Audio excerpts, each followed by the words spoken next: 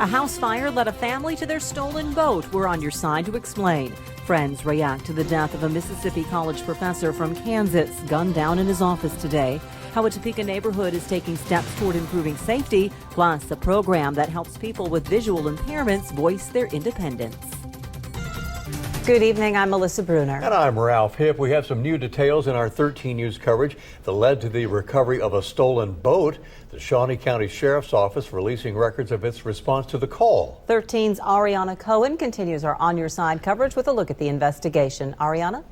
Yes, Ralph and Melissa, I spoke with the boat owner, Tyler Harrington, and his father, Sean. The Riley County Police Department says the boat was reported stolen on August 24th from Manhattan and worth about $6,500.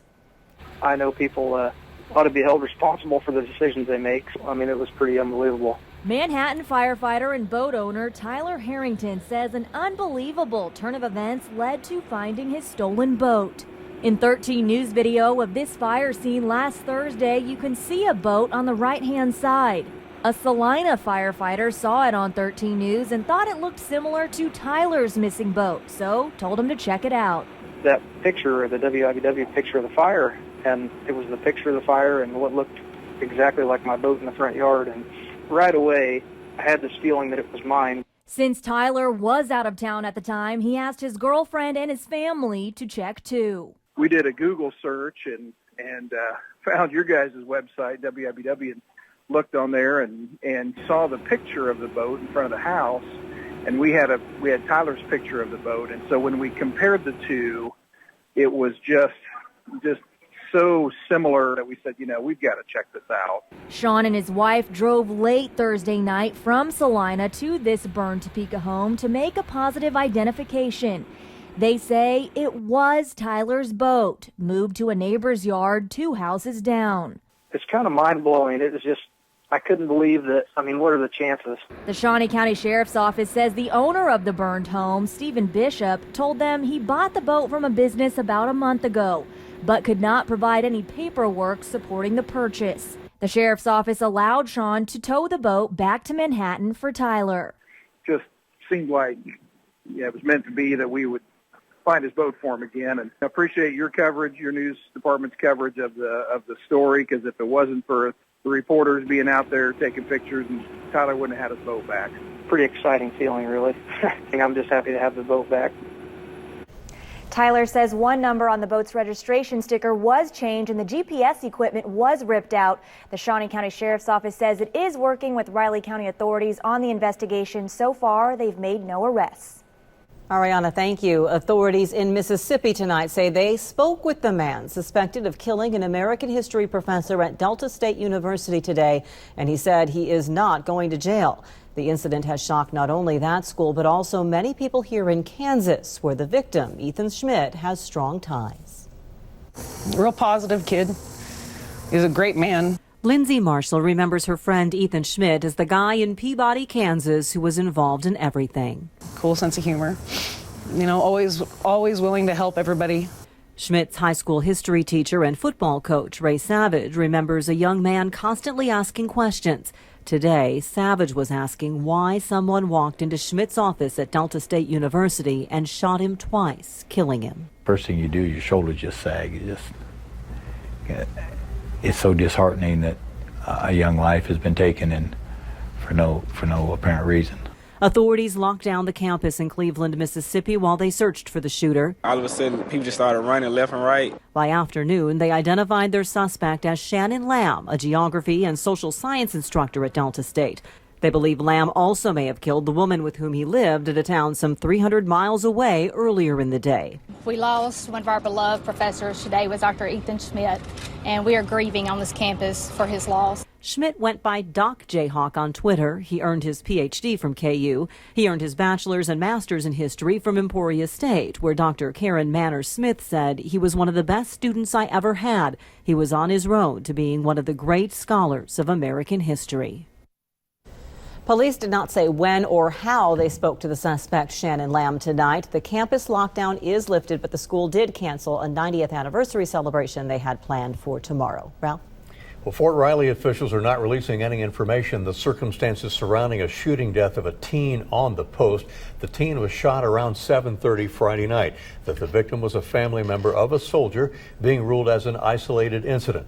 The U.S. Army's CID, Criminal Investigation Division, is checking it out. Officials will not say if it was an accident, suicide, or possibly criminal in nature. While Fort Riley Garrison Commander Colonel Andrew Cole says Fort Riley is a close-knit family and the loss of one of our own affects us all. He added that the necessary resources are available to help those involved who need the help. Police say that a man found dead, his remains located last month in Kansas City along the Kansas River, are those of a Topecan. It was confirmed by dental records that it was 32-year-old Travis Webster, a fisherman walking his dog along the KCK riverbank on the 29th of August, found Webster's foot inside a shoe. And more bones were found the next day in this tall grassy area scattered all around. Officials say that made the investigation a lot more difficult. If you might have information that'll help authorities, you're asked to call the TIPS hotline, that is in the Kansas City, Missouri area, the 816 area code 474-TIPS. A Silver Lake man will stand trial for a wreck last fall that seriously injured him and another driver. A preliminary hearing today in Pottawatomie County Court ended with Cameron Renfro bound over on account of aggravated battery while driving under the influence. Renfro and Jeffrey Fisher suffered extensive injuries last October 5th in a head-on collision on Highway 24 near Wamego. Renfro lost an arm in the wreck, while Fisher has used a wheelchair throughout what prosecutors call a slow and ongoing recovery. Renfro's arraignment is set for October 16th. People in Northeast Topeka are taking steps to keep their neighborhoods safer. People in Oakland held their second organizational meeting tonight for a neighborhood watch. Representatives from Safe Streets, Topeka Police, and the Shawnee County Sheriff's Office were all on hand to give advice and training to those wanting to get involved. They also hope to expand this into a Citizens Patrol Coalition countywide, where residents will patrol their neighborhoods and report crime and suspicious activity to law enforcement. It's important for us as citizens to be aware and observant, report things that we see that look suspicious, help keep our neighbors and our neighborhoods safe. So we have a part to play in that. Very important. I believe that the coalition is instrumental in creating safer neighborhoods. Brown also said the Oakland area did have a neighborhood watch several years ago, but it went dormant and people wanted an effort to bring it back. Chances are you'll hit a deer on the Kansas roadways. Those chances are on the rise. That word from State Farm saying drivers are about 10% more likely to hit a deer with their car or SUV on the Kansas roadways over the next 12 months than they were last year. Your odds are now 1 in 125. Kansas is number 18th in the nation of the most deer and vehicle collisions. We were 22nd last year. But for the 9th year in a row, do you know what the top state is for collisions? West Virginia. And Hawaii ranks at the bottom. That surging wildfire in Northern California could become one of the 5 most destructive fires that California's ever seen. The blazes have burned more than 61,000 acres in 2 days, consuming 400 homes, 1,000 buildings before it's over. And 19,000 people have evacuated already. Authorities say the fire's destroying up to 2,000 acres an hour, and the situation remains highly volatile and dangerous as high winds continue to scatter embers and spread the flames. Authorities say they shot and killed the man suspected in the shooting death of a state trooper from Kentucky. The trooper Joseph Ponder had stopped that suspect, 25-year-old Joseph Johnson Shanks, and the suspect took off in hot pursuit, opening fire as the trooper was pursuing him. Police found Johnson Shanks nearly 9 hours later in a wooded area, and they shot him when he wouldn't obey their commands for him to drop his weapon. 3 Kansas officers and their families were honored tonight by their peers. Officers from the Eastern Kansas VA Police Force and their families gathered tonight at Blue Moose to celebrate their accomplishments. Lieutenant Victor Grabby won VA Police Supervisor of the Year. Detective Sergeant Ronnie Adorno was named Topeka VA Police Officer of the Year. And Officer Stephen Hogue of Leavenworth was honored as Leavenworth VA Police Officer of the Year. The men received their awards and some other goodies, including NASCAR passes from Hendricks Motorsports. Fellow staff members and veterans nominated these officers for the recognition. The Kansas Civil Air Patrol, an auxiliary of the United States Air Force, also congratulated its own tonight. They held this promotion and pinning ceremony for adults as well as cadets. Family and friends gathered to celebrate Lieutenant Colonel Henry Hickey, who was recognized for his promotion, as well as Cadet Captain Cadet Captain Exlesia Satani. Several others were also recognized at the ceremony. It was held on the Nickel Armory drill floor. The large company that owns WIBW-TV, Gray Television, has announced a deal to acquire Schertz Communications. Gray will buy 10 more TV stations owned by Schertz, along with more than a dozen radio stations. The move would expand Gray's reach to 49 TV stations in 28 states, the deal valued at more than $440 million. As part of the sale deal, Gray would take ownership of Wichita's CBS station, KWITS Channel 12, and would sell Cake TV, Channel 10, the ABC affiliate that Gray owns now. That's Hilton Howell, who says the changes reflect the commitment to acquire high-quality stations, as Gray also buys its first TV stations in Missouri and in Alaska. Gray CEO Hilton Howell calling this a momentous day in the history of the Gray family. No doubt about that.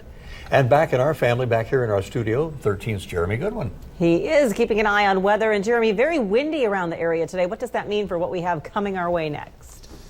Hi, Ralph, Melissa. Tomorrow, very similar to today. High temperatures in the upper 80s. We'll see strong winds out of the south, gusting to 35 miles per hour at times, possibly even up to 40 miles per hour. Here's how we looked this afternoon. It's been warm, 88 degrees. That is way above normal. We are still officially in summer for about one more week. The average high for today will be 81. We were well below or above the average today. 100 the record back in 1939. So it was a warm day, but not record-setting. Temperatures for the rest of northeast Kansas. Lawrence had 85, Manhattan 89, Concordia with 89 today, and Salina at 91 degrees. Certainly feels like summer, and it will the next several days. We check the view from the Jayhawk Tower, our Parish Hotels, Ramada Hotel and Convention Center camera. Seeing plenty of clear sky outside right now, but may have a few scattered storms developing tonight, well after midnight, 2 or 3 o'clock in the morning. Probably seeing these storms initiate, and some of it could be heavy, mostly east of Highway 75. Outside now, looking toward downtown Topeka, everything is dry. On our Capitol Federal sky cam, 72 the latest temperature, with the dew point climbing and the southeast wind remaining at 15 miles per hour. Current temperatures in Emporia, 71. It is 74 in Manhattan now, and Concordia has 74 degrees. No rain falling yet. The winds have continued to stay strong the last several hours, coming in from the southeast at 15 to 20 miles per hour. We have a few gusts as high as 30 in Emporia and Concordia. Salina has a gust now of 32 miles per hour. Those are all coming from the south. It's a warming wind, and tomorrow's temperature should still feel very summer-like. Outside on the radar, Capitol Federal live storm tracker, not showing any precipitation yet, but we may have rain developing late tonight. It does show up on Supercast, as a matter of fact, by 3 or 4 a.m., showing a chance of a few rain showers. Again, they should stay mostly along and east of Highway 75, so areas like Manhattan, Marysville, Washington, Clay Center, Concordia, probably out of the rain, but Oskaloosa, Lawrence, Valley Falls, McLouth, Holton may have some shower activity between 3 or 4 a.m. and 9 tomorrow morning. Outside of that, looking dry.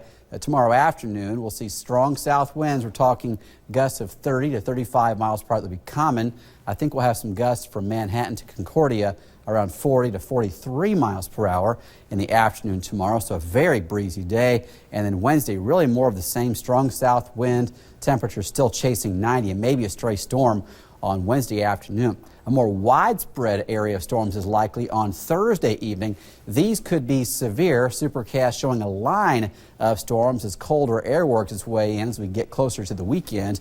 Not cold, but cooler. We'll be in the mid-60s tonight. That chance of rain east of Highway 75. And well after midnight, the winds tomorrow very gusty. Could be as high as 40 to 43 miles per hour from Manhattan to Concordia. And then Wednesday, a slight chance of rain in the afternoon. Thursday, a high chance of storms late in the evening. Those storms could be late into the night and possibly severe. I think it'll be dry by noon Friday, and then a beautiful final weekend of summer with highs in the 70s. And fall begins next Tuesday. Wow. Okay. It is going to feel like fall as well. I know, that's right. Love it. Great time. Welcome back, Jeremy, and thanks for the changes in the weather there. Thanks. Missed you guys. Yeah, back from Ireland. Okay. Solely responsible for the weather changes. That's right. That's right. Just bringing it on back. We hope it works that way. Were they hot in Cleveland? We'll talk baseball with the Royals on the road tonight. plus a high five that kicks off with the NFL season with local flair, all later on 13 Sports tonight. But first, bridging the gap for people with visual impairments to remain independent in a seeing world. You'll see the program that's doing it next. You're watching 13 News at 10 with Melissa Bruner and Ralph Hipp. 13 News, Kansas News Leader. You're watching 13 News, Kansas News Leader. The Kansas Audio Reader Network serves as an important bridge to people who are blind or visually impaired. That includes one Topeka woman who says this has allowed her to keep her independence. 13's Reagan Porter shows us how it works. Beulah Carrington clips her coupons a little different. They also have Hunt Snack Pack pudding or gelatin, 10 for $10.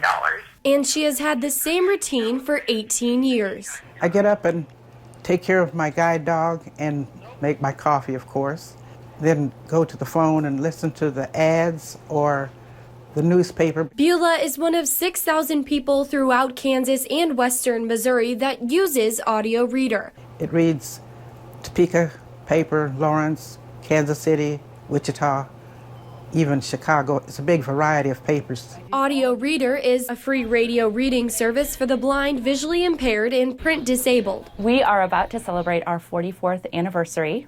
We went on the air on October 11th of 1971. When they only had a handful of volunteers and 80 hours of programming a week. Now they have a 24/7 broadcast of newspapers, magazines, books, and live theater read by nearly 400 volunteers.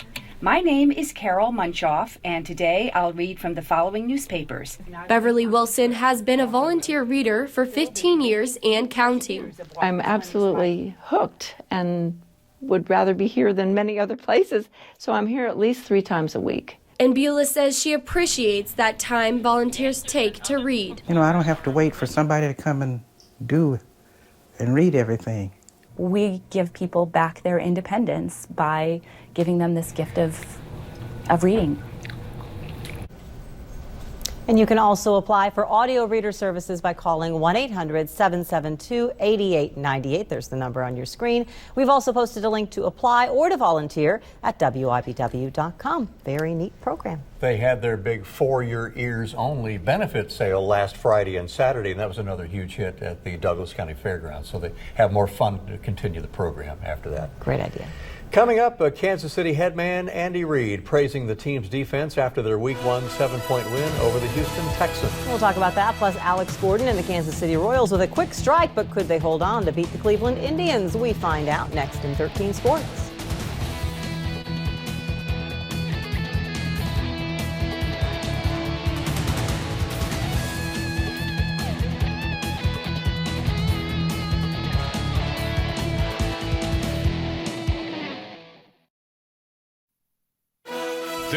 Sports with Chris Lilly.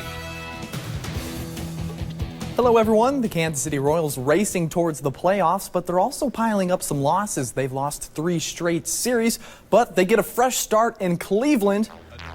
Right at the beginning of the game, the first pitch of the game, and Alex Gordon says that's all he needs. 1-0 Royals after Gordo's solo homer on the day, and just one pitch, his 7th career first pitch leadoff home run. And not to be outdone, the Indians would also have a leadoff home run. That's Jason Kipnis. Takes Edison Volquez's yard, but that one took 5 pitches, so not quite as impressive. And it's tied at 1-1. Gordon in the 7th, trying to make a comeback going, and he hits to third, and Ursula can't get the throw. So Gordo is safe and scores a run. Now it's 4-2. And his lookalike, Ben Zobrist, hits it to third as well, and would get a similar result with another run scoring, and the Royals were down just 1. But then in the 7th, the Indians would pull away from the Royals with 3 runs to make it a 7-3 game. And the Royals, they would drop the first game of this series 8-3 to Cleveland. Edison Volquez went 5 innings and had 4 earned runs. The Royals bullpen would also give up 4 earned runs. The Royals are still 2 games up on the Toronto Blue Jays for the top spot in the American League. The Kansas City Chiefs won just their 2nd season opener since 2011, so already starting the season with a bright spot for the Chiefs. Alex Smith threw 3 touchdown passes in the 27-20 win over the Houston Texans, and 2 of those went to Travis Kelce. But the defense was able to get Brian Hoyer and the Texans' offense. For head coach Andy Reid, that was a key for the Chiefs in Week 1. I'll tell you this about any quarterback in this league, man. You get to them early like that, and it's tough sledding. I mean, that's just the way it is. So we were able to get there and distribute to our D-line, outside backers.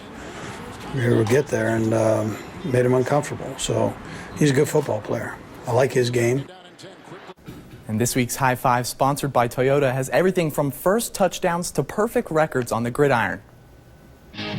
A welcome to the NFL 5 goes to former K-State Wildcat Tyler Lockett. He's razzled and dazzled in the preseason, but in Week 1 against the St. Louis Rams, he took this punt return to the house for his first real touchdown in the NFL. The K-State Wildcats get a 2-0-5. They beat Larry Coker and the UTSA Roadrunners in the Alamo Dome. Joe Huebner was able to lead the Wildcat offense, and how about that K-State defense? In the first 2 games, they've only given up a total of 3 points. The Washburn Incapods get a first win 5. The Bods took it to the Nebraska Kearney Lopers in part 2 of their game because of the weather, but it wouldn't matter as the Bods pulled away in the 34-14 win to get their first win and get Derek McGinnis' first win as the QB for Washburn. A longest halftime ever 5 goes to the Emporia State Hornets. Their delayed game would also end in a win. Brent Wilson threw 5 touchdowns on his way to being named the MIAA Co-Offensive Player of the Week, and the Hornets beat Central Missouri for the first time in over a dozen tries. An LPGA 5 goes to Annie Park. She would shoot a 64 yesterday on the way to winning the Prairie Band Casino and Resort Charity Classic. After her win, she secured a spot on the LPGA Tour. There you go, and that is it for sports. Ralph and Melissa, back to you. Thanks for the Monday night update. The Chiefs and the Denver Broncos. It's our Thursday night game this week on CBS. Can't wait. We'll see what the weather has in store for the rest of your week with Jeremy next. This is your 13 weather forecast. Calm under mostly clear skies right now in northeast Kansas. May see a thunderstorm or 2 developing after midnight tonight. Probably along and east of Highway 75, but most of us will be dry. There's the live view from Manhattan right now, the Flint Hills Discovery Center. Temperature still remaining in the mid-70s for most locations. We'll see a low in the mid-60s tonight. Scattered rain possible after 2 or 3 o'clock in the morning for the most part. And again, along and east of Highway 75. Tomorrow afternoon, hot and breezy. Gusts as high as 40 miles per hour west of Manhattan and staying warm all week. Cool this weekend. Thanks, Jeremy. Kids are drinking something we use every day, and in some cases it's deadly. You parents especially want to read that story on WIBW.com. 12 things you may not know Facebook can do for you, and let us know about Topeka's favorites, what you love most about the capital city. Catch up on the latest news on WIBW.com.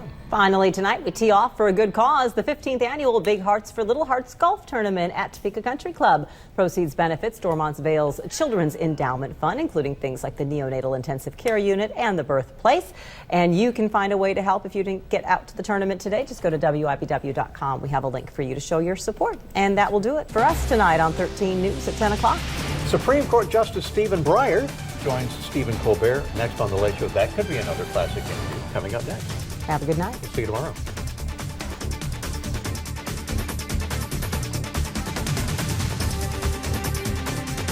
Get the latest news, weather, and sports at WIBW.com or follow WIBW on Twitter, Facebook, and our mobile app. WIBW-TV is proud to be named the 2015 Heartland Regional Emmy Award winner for Evening Newscast.